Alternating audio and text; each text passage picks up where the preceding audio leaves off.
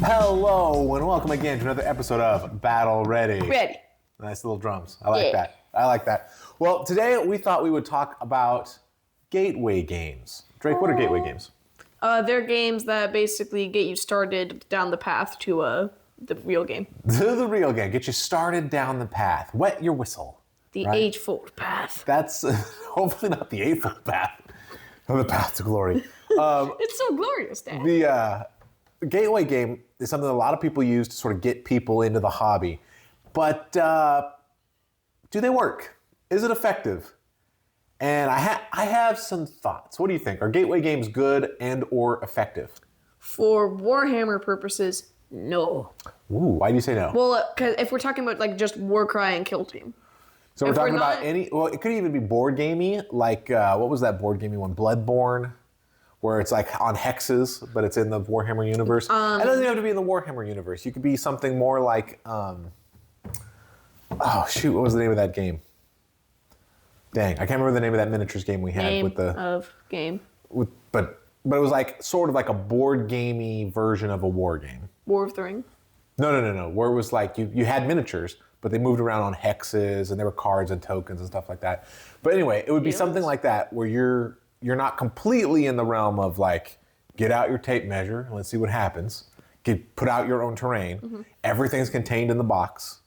But it sort of gives you those same ideas of there's minis, they're attacking each other, there's objectives maybe, that sort of thing. So that's what we're talking about when it comes to a gateway game. Something that maybe is a little bit more contained, requires less setup, and is definitely simpler, but touches on those same sort of themes, same sort of ideas that you would see brought about in a 2,000 point game. So Drake, what do you think? Are gateway games good or effective or neither or one or the other? First, before I answer, are we counting Spearhead as a gateway game? I think Spearhead is in a separate category. We can talk about that one in a minute. So we'll put a little asterisk. We'll put a little hook on a Spearhead. We'll hang it up here. Yep. And then we'll come back to that because I think that one is sort of a different category. All right. In that case, usually I'm going to say no. Okay. Why do you say no? I feel like for gateway games, to me at least, they feel more board gamey than board gamey. Okay, interesting. I don't think they feel as much like a Warhammer game than as a Aliens game or. What about something in between? What about something like Warcry? Then maybe it's a little more effective because you're still moving your guys around. Mm-hmm. But then I feel like it's more in the vein of a Warhammer or a tabletop miniature game than a board game. It doesn't meet the exact medium for a gateway game. Because you're still putting out the...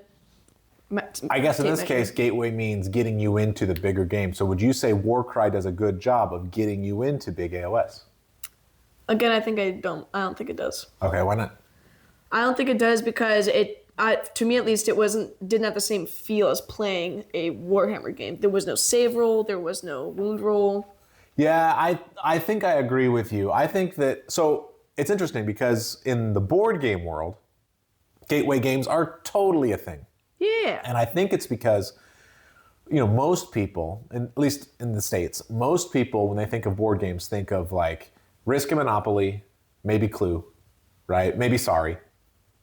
Games that are they're not that good, but they're very familiar to a lot of people, and they're very simple. Oh, like Game of Life is a good example. Yeah. Sounds a little more complex. So sometimes, before you can put somebody down and play like War of the Ring, or something that's Twilight Imperium, that's just going to take you all day. I don't know that one. Yeah, it takes all day.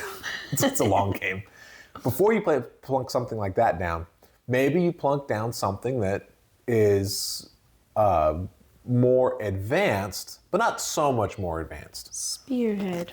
No. Oh, that's in the board game world. Oh, in the board game world. Okay. In the board game world, you plunk something down like, what would be a good example? Summoner Wars. Summoner Wars. I loved that game. Summoner Wars is good. But like you could play, for example, Azul, right? It's got good mechanics. It's a fun game. It's not long. And it sort of introduces people to the idea that, board games can be fun. There's better games than Clue and Risk. And so it's great. And then slowly but surely you can go to a little bit heavier and a little bit heavier and a little bit heavier. And before you know it, Twilight Imperium's on the table. Still don't know what it is. But you need that gateway. You need to sort of ease them in, because if you start at the deep end of complexity or length, people are going to freak out because they're like, I am not here for that. That is not what I'm interested in. I'm here to play Risk Me.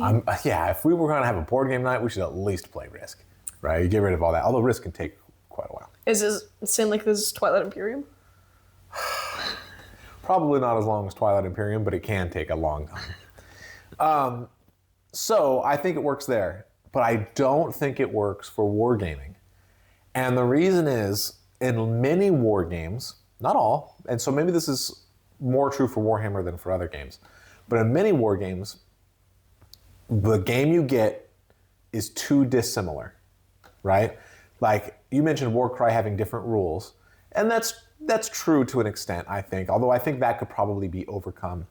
The thing that's more of a issue for me is I think you get these war bands for Warcry, and maybe you even get a couple because they're relatively inexpensive compared to like an army, right?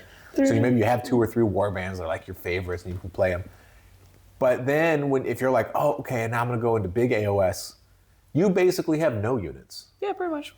Right? You have like one. You have maybe a unit, and that's maybe, because some of those Warcry units no longer have rules in AOS. Quite a few, actually. Like if you liked the Tarantulos Brood, your spider people that you painted, they're out. Yep. Right? If that was your Warcry warband, you stay at the Varen Spire. You invested your time, you invested your energy, and then suddenly even if you want to play Slaves to Darkness, you're like, oh shoot, I have to start from scratch.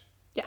And I think that makes it hard. Now that's not to say it's impossible, because I think that kind of stuff works I think gateway games can be good for a lot of people, where they realize, oh, I like this experience, I want something more now. Or in addition, I want something bigger. That can happen, sure. I'm not saying that gateway games are always bad.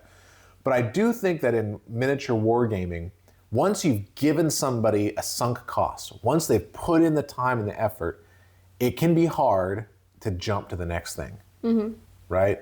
So I do think that gateway games can, depending on how people are and where they feel, but for me, I think having a gateway game would have been a detriment.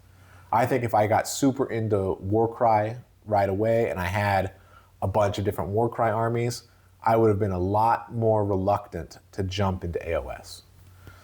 Would I have gotten there? Maybe. But I think it would have been a barrier rather than a door. Rather than a door. Rather than a bridge. Yes. Yeah, but that barrier rather than a bridge. Burn the bridge. But that said, I do think Spearhead is an exception. Do you agree? I do for sure agree. Okay, what are your thoughts on Spearhead? Spearhead is just tiny AOS. That's it. It's simplified tiny AOS. That's it. Those are the only differences. Yeah, I think Spearhead does a very good job as a gateway game because it is smaller and shorter. So people can play it and find out if this wargaming thing is for them. And it uses very, very, very similar rules. The unit war scrolls are very, very similar. The attack sequence is the same. Charge is the same.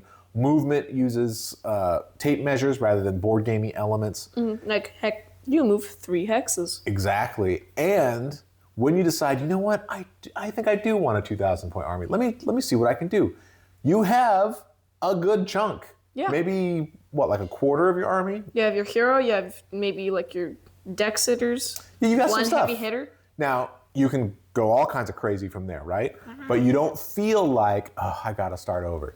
You feel like, okay, I can build from here. Got some toys to play with. Yeah, maybe I want a few more of these guys. Ooh, and maybe I want that guy over there that's not part of my Spearhead. And ooh, this character has some kind of cool buff, right? And so you can start adding on. You're not starting over. And I think that is probably Spearhead's greatest asset as a gateway game, is once you want to move on, it's easy. There's no sunk cost. In fact, you feel like, well, I don't want to move on to some kind of different game. I'm going to move on and stay in Warhammer because I already have the models, right? So in that sense, it's actually, I guess good for Games Workshop. But I think Games that's Workshop encompasses all. they like to think so. But I think that's Spearhead actually is a really good gateway game because of that. Because it teaches you the base. Now there's differences, right? Because there's no cards in real AOS. Battle tactics work different. If There's you're gonna do command match play, points. so there's things that are different for sure, right? But the gist of it is very similar. If you like Spearhead, you are prone to liking full games, right? That's just the way it You is. just go Spearhead, 1K, 2K. Yeah. So The order of operations. that's sort of my thoughts on gateway games. Let us know in the comments below what you think. And it's so interesting because, like I said, when it comes to board games and card games, any other kind of tabletop game that you can put in a box, get out, have fun with, and it all goes back in the box, right? I feel like the gateway games work can work very, very well in that setting to go from sort of the simpler stuff to the more involved stuff. But with war games, I feel like the simpler stuff, it's easy to get stuck because it's board games, it's sort of like a hill like this that you just climb and climb and climb. So taking another step's not that big a deal. But I feel like war games is like this. It's a little bit, I got Underworlds. I want to do Warcry, big valley. Okay. I'm gonna do Warcry. Oh, I want to do full AOS, a big valley, right? Because every time you're feeling like you have to start over, and that can be a big hurdle. So let us know in the comments below your we thoughts. talked about Underworlds. What about it? I'm just saying, would we talk about it any differently than we did Warcry, even though we haven't played it? I wouldn't. Yeah, we don't have a lot of experience with Underworlds. It has cards that go along with it. It has right? hexes. Yes, so it has hexes for movement. It's a little bit more board gamey. It's like a board game with really good miniatures. Like Space Hulk. So like Space Hulk. So it's a little bit more like that, but it's the same problem, right? Because if you're there and you're like, ooh, I love this setting, I love this lore, I do want to start 2K. It's like, well, you're 4 dudes. That is your warband. Probably isn't even a unit in AOS. And if it is, it's 1 unit out of probably like the 10 or 11 that you want, right? I just have 2 Underworld's warbands. That are legal? Yeah, they have 2 warbands. No, they're not. All warbands are not legal anymore. No, I mean Underworld's warbands. Right. Oh, they're not legal, but they do still have rules. Yeah, they have Legends rules. But probably if they have one, it's only one. And I'm not sure they even have one, the Iron Jaws. I remember they have Morgoth's Crushers and Iron Skull's somethings, but they have 2. I remember very Are you clearly. sure in the new book?